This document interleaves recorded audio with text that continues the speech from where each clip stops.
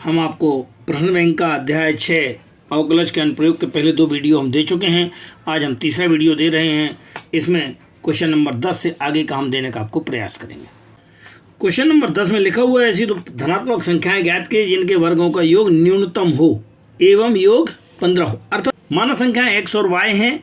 अब इनका चूंकि योग कितना दिया हुआ है, 15 दिया हुआ है, इनके योग को हम मान लेते हैं कि 15 है तो x प्लस वाई बराबर 15 हो जाएगा। तो y का मान निकालते हैं, x बराबर 15 माइनस का x। सवाल में लिखा हुआ है उनके वर्गों का योग न्यूनतम हो, तो हमें जो कंडीशन दी हो कंडीशन के उनके वर्गों का योग निकालना है। सो हमने F of X equal to उनके वर्गों का योग अर्थात पहली संख्या के वर्ग का योग और दूसरी संख्या के वर्ग का योग मान रख दिया। x जो कहते हो y का मान, क्योंकि पूरे फलन को हमको एफ ऑफ एक्स के फॉर्म में लाना है। यहाँ पे इसका होल स्क्वायर खोल दिया और इनको जोड़ घटा दिया तो एक्स स्क्वायर मिलकर के 2 हो गए हैं, बाकी 30x² और ये। अब न्यूनतम और अधिकतम के लिए हमारे पास जो नियम है वो क्या है, वो पहले हम इसका सिंगल डिफरेंशियल निकालते हैं। अर्थात सिंगल डिफरेंशियल अवकलन किया तो 2 दूनी 4 और ये x² की जगह x, ये 30, क्योंकि x का डिफरेंशियल 1 होता है, इसका 0 होता है। और हम सिंगल डिफरेंशियल को क्या कर लेते थे, यहाँ पर सिंगल डिफरेंशियल को हम 0 रख लेते थे। जैसे 0 रखा तो x का मान निकाल लेते हैं, कितना आ जाएगा 30/4 अर्थात x बराबर 15/2। x बराबर 15/2 के लिए हमको डबल डिफरेंशियल पर इसका धनात्मक ऋणात्मक मान ज्ञात करना है। तो पुनः अवकलन करने पर पुनः किया है तो f double dash x equal to कितना हो जाएगा, इसका डबल करेंगे तो 4 आएगा बस, क्योंकि इसका तो 1 होना और इसका 0 होना है। ये कैसा है, धनात्मक होने की कंडीशन पर हमको मालूम होना चाहिए कि इनका योग कैसे, उनका फलन का मान कितना होता है, न्यूनतम होता है। साथ ये कैसा होगा, ये इसका जो है योग न्यूनतम होगा, क्योंकि धनात्मक होगा तब न्यूनतम आता है और ऋणात्मक होगा तब अधिकतम आता है। न्यूनतम हो गया। अब हमको x का मान ज्ञात करना, तो x का मान हमारे पास 15/2 था। ये वाला मान जाकर के हम कहाँ रख देते हैं, समीकरण 1 में रखते हैं। समीकरण 1 क्या था, y बराबर 15 माइनस का x। रखो यहाँ पे 15 माइनस का x का मान 15/2 और इसका लघुत्तम ले लिया। आपके पास संख्याएं कौन कौन सी आ गई, एक 15/2, दूसरी भी 15/2, अतः वे संख्याएं 15/2 और 15/2 होंगी।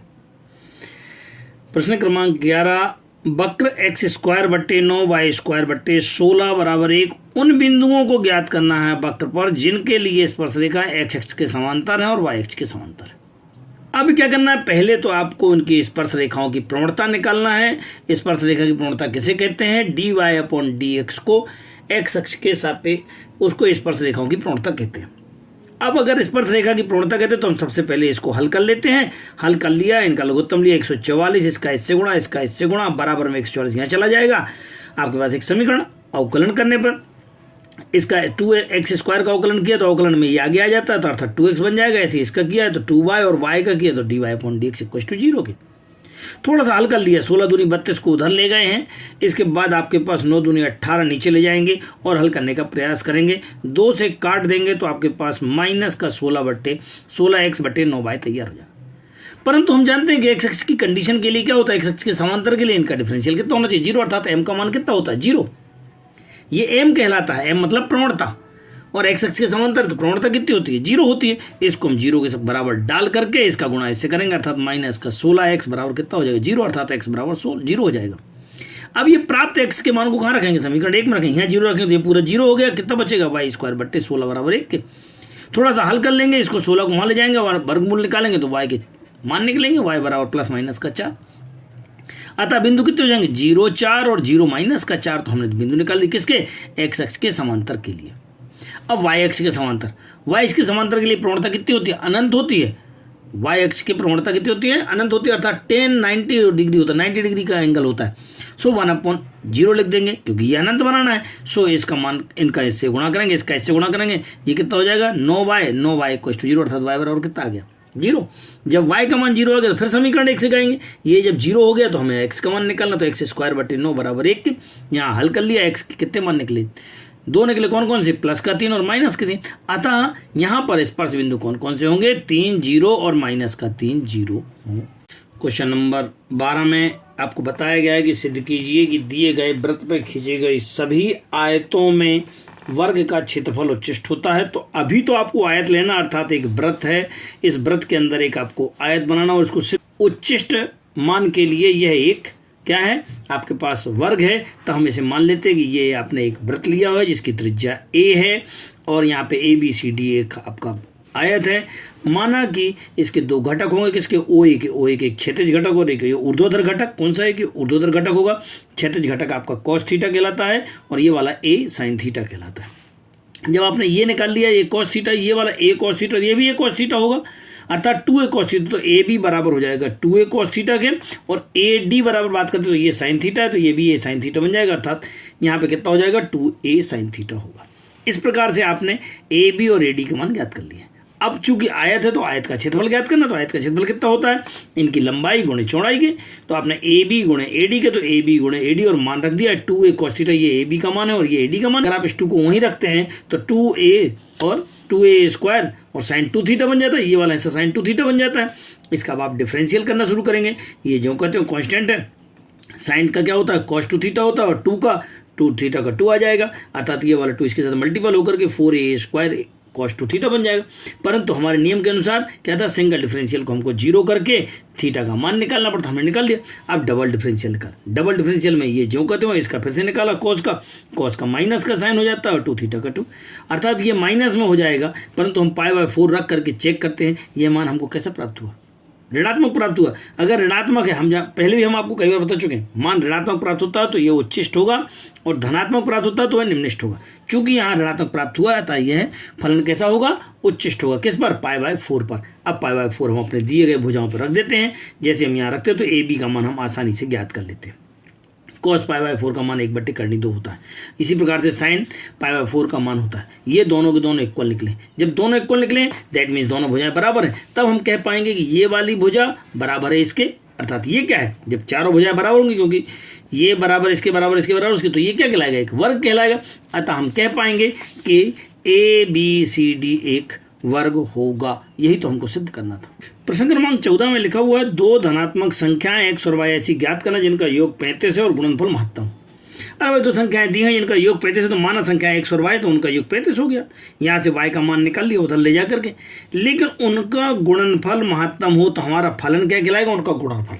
कर लो उनका गुणनफल, ये पहली संख्या और दूसरी संख्या, थोड़ा सा हल कर लिया, ये माइनस का x स्क्वायर आ जाएगा और प्लस का 35 हो जाएगा। अब महत्तम अर्थात आपको मैक्सिमा और मिनिमा, उच्चिष्ट निम्निष्ठ ज्ञात करने के लिए पहले हम सिंगल डिफरेंशियल निकालते थे, तो सिंगल डिफरेंशियल निकाल लिया, कितना हो जाएगा, माइनस का 2x और प्लस का आपका 35, क्योंकि इसकी वैल्यू है। और सिंगल डिफरेंशियल को हम 0 रखते थे, अर्थात इक्वल टू 0 के, अर्थात 2x इक्वल टू 35 के, देन x इक्वल टू 35/2 और ये आपको x का मान ज्ञात हुआ। अब क्या करते थे हम, डबल डिफरेंशियल निकालते थे। डबल डिफरेंशियल में कितना आ जाएगा, माइनस का 2, क्योंकि ये तो 0 हो जाएगा। ये कैसा है, ऋणात्मक है, तब हम कह पाएंगे कि हमारा मान कैसा होगा, सदैव महत्तम होगा। तब अब चूंकि महत्तम निकाल चुके तब संख्याएं कितनी होंगी, x का मान कितना था, 35/2, महत्तम मान के लिए। किसके लिए, महत्तम मान के लिए x का मान हमारे पास कितना आ गया, 35/2 हो गया। अब आप x का मान यहाँ पे जाके रख देंगे समीकरण में, तो आपके पास y का मान भी आ जाएगा। इस प्रकार से हम कह पाएंगे कि हमारी संख्याएं 35/2 और 35/2 होंगी। प्रश्न क्रमांक 15 में एक फलन दिया हुआ है, sin x plus cos x का महत्तम मान अर्थात मैक्सिमम वैल्यू इसकी निकालना। अरे जब मैक्सिमम मिनिमम निकालना तो सिंपल सा मतलब है कि उसको आप सिंगल डिफरेंशियल निकालना, डबल डिफरेंशियल निकालना है, तो पहले आप इसका सिंगल निकालेंगे, साइन का कॉस हो जाएगा, कॉस का माइनस का साइन, और सिंगल डिफरेंशियल को उठा करके हम 0 रख करके और सॉल्व करते हैं। इसको आप उधर ले जाएंगे, साइन इक्वल टू कॉस हो जाएगा, कॉस नीचे आ जाएगा, इक्वल टू 1 बचेगा, sine upon cos equal to 10 होता है। अब ये 10 और ये 1 किसकी वैल्यू होती है, साइन में π/4 की, सॉरी 10 में π/4 की। जब ये 10π/4, 10 से 10 कैंसिल होकर के x का मान कितना हो जाएगा, π/4 हो जाएगा। अब डबल डिफरेंशियल निकालने का प्रयास करते हैं, तो कॉस का कितना होता है, माइनस का साइन, और साइन का तो कॉस होता ही होता है, माइनस कॉमन निकाल लिया। अब आपने इसमें वैल्यू रखना शुरू कर दी, किसकी, π/4 की। जैसे आपने π/4 की वैल्यू रखी है तो साइन π/4 की वैल्यू कितनी होती है, 1/1 करनी तो गई, इसकी भी 1/1 करनी दो। लेकिन ये मान कैसा हो गया, ऋणात्मक में आ गया, ऋणात्मक में आता है, यह फलन कैसा होगा, महत्तम फलन होगा। अब महत्तम मान निकालना, तो ये वाला मान कहाँ रखना, हमको दिए गए फलन में रखना है। सो दिए गए फलन में हम रख देते हैं। फलन कहाँ था हमारे पास, sine x plus cos x था, इसमें जाके मान रख देंगे।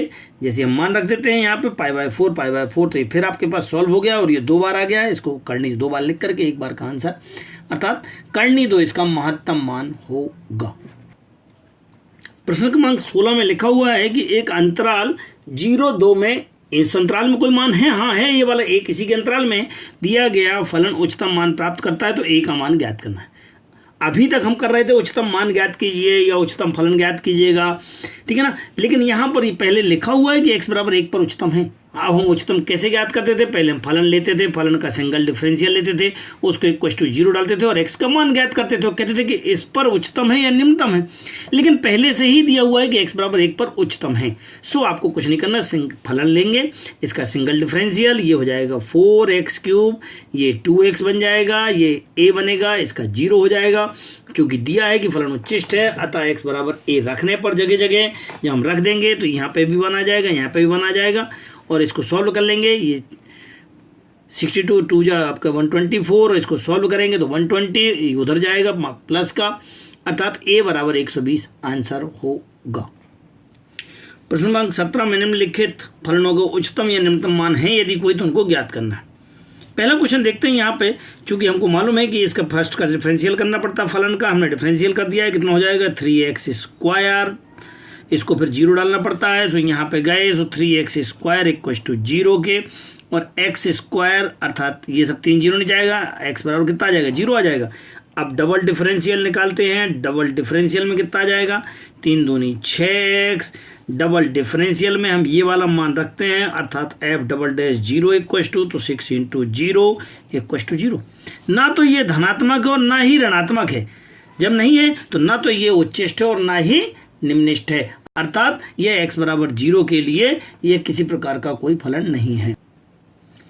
सेकंड नंबर में आपके पास फलन दिया हुआ है, इसका उच्चिष्ट निम्निष्ठ मान ज्ञात करना, तो सिंगल डिफरेंशियल करते हैं। सिंगल डिफरेंशियल 9 दूनी 18x प्लस का 12, और यहाँ सिंगल डिफरेंशियल को 0 डालते हैं, सो कितना हो जाएगा 18x प्लस 12 इक्वल टू 0 के, या x बराबर उधर जाएगा तो माइनस का 12/18, जब x बराबर 6 से कैंसिल, तो 6 दूनी 6 त्रिक, ये आपके पास मान लो। अब डबल डिफरेंशियल निकलते हैं, डबल डिफरेंशियल कितना हो जाएगा 18 आएगा अकेला, बस मान रखने की जरूरत नहीं। अतः ये कैसा है धनात्मक है, जब धनात्मक है तो इसका मान कितना होगा, निम्नतम मान प्राप्त होगा। निम्नतम मान x बराबर -2/3, क्यों, क्योंकि ये धनात्मक प्राप्त हो गया है।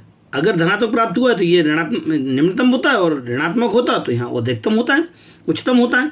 तो ये निम्नतम मान प्राप्त होगा, तो हम निम्नतम मान के लिए हम इस फलन पर जाकर के ये वाला मान को रख देंगे। सो रखें यहाँ पे 9 और यहाँ पे स्क्वायर, अर्थात 2/3 का होल स्क्वायर प्लस का 12 गुणे ऋण का 2/3 धन का 2, थोड़ा सा और कर लेते हैं, ये 9 गुणे इसका स्क्वायर खोला तो 4/9 प्लस का, ये माइनस बाहर ले आएंगे, माइनस का 12 गुणे 2/3 धन का 2, कुछ काटना शुरू कर देते हैं, ये कैंसिल हो रहा है, ये 4 हो जाएगा, 4 दूनी 8 हो जाएगा, प्लस का 2 हो जाएगा, 6 प्लस का और माइनस का कुल मिला के माइनस का 2, निम्नतम मान प्राप्त होगा। नंबर सी में आपके पास दिया हुआ है 2x - 1 का होल स्क्वायर प्लस का 3 एक फलन दिया है, इसका उच्चतम और निम्नतम मान ज्ञात करना है। इसका होल स्क्वायर खोलते हैं, सो पहले का स्क्वायर माइनस का 2 इंटू पहला दूसरा प्लस दूसरे का स्क्वायर प्लस का 3, इसका होल स्क्वायर खोलने के बाद देखते हैं कि ये आपके पास 4x² प्लस का 4x और ये 3 और 1 4 बन जाता है।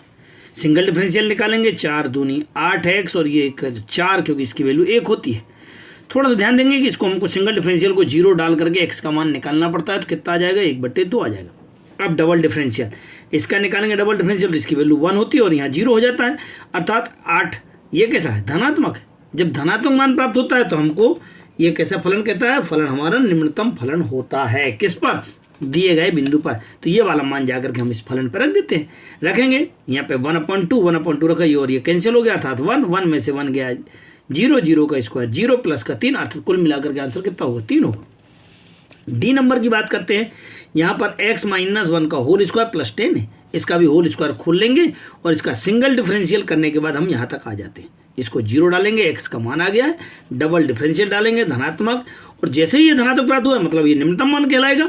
निम्नतम के लिए हम जाकर के इस वाले मान को हम अपने फलन में रख देते हैं, रखो फलन पे, तो कितना हो 1 - 1 का होल स्क्वायर, अर्थात ये कितना हो जाएगा 0, 0 प्लस का 10 इक्वल टू 10, अर्थात हम कह सकते हैं कि इस प्रकार से ये मान कैसा होगा, सबसे छोटा मान होगा। यदि आप इसमें x का कुछ और भी मान रखते हैं तो यहाँ पर ये कुछ ना कुछ धनात्मक आएगा जो 10 से बड़ा होगा, अर्थात सबसे छोटा मान क्या होगा आपके पास 10 होगा।